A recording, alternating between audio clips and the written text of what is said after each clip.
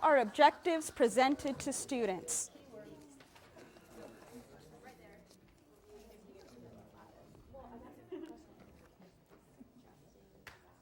And this is so easy. Don't make it any harder than it is.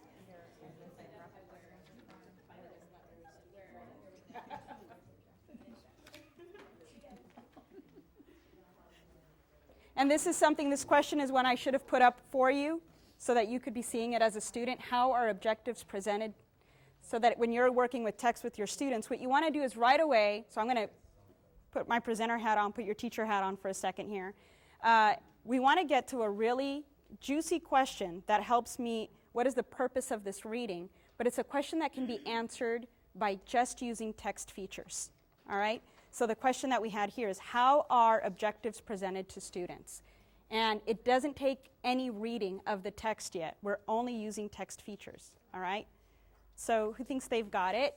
Or who has a partner that had a good answer? I have a partner. Go right ahead.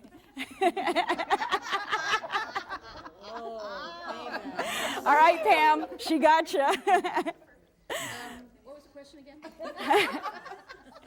Well, now you weren't paying attention. No, I'm kidding. And I should have put the question up. How are objectives presented to students? Clearly defined, displayed, and reviewed. Excellent. Very good. Where did you find that? Yes. I found it on page 26, feature number 1. Exactly.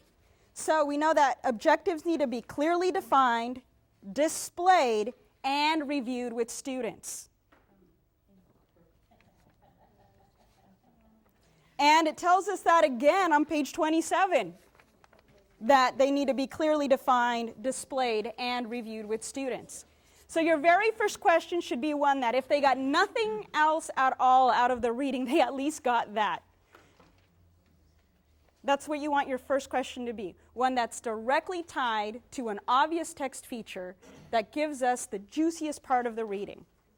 But we still don't know how we do this. We still don't know why we would do this, which is why students still need to do the reading. But we know that objectives need to be clearly defined, so we don't want vagueness involved. We're going to later give you some handouts that show you good examples of objectives and examples that don't really hit the mark. They need to be displayed. So objectives can't just be in your book. They can't be behind some cumbersome spot in your classroom. They can't be written on a little Post-it note that you see. And here's one that many of you might say, like, but come on, Lucelena. If you've included them in your PowerPoint as the first slide, that's good, but not great. It's good because you've presented it at the beginning of the lesson. Not great because you're going to click to the next slide in your presentation to your students, and now the objective is gone. What if they wrote it down? Aha, excellent.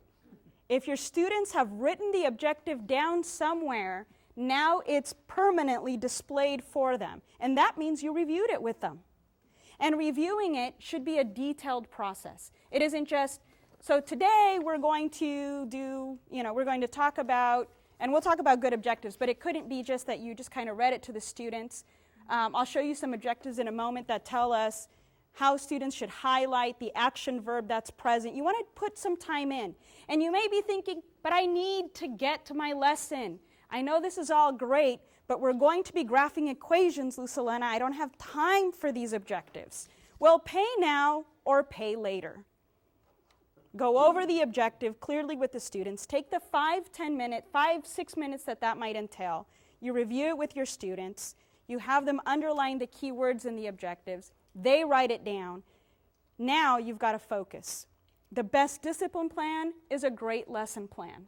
And a lesson plan has to begin with clearly defined objectives.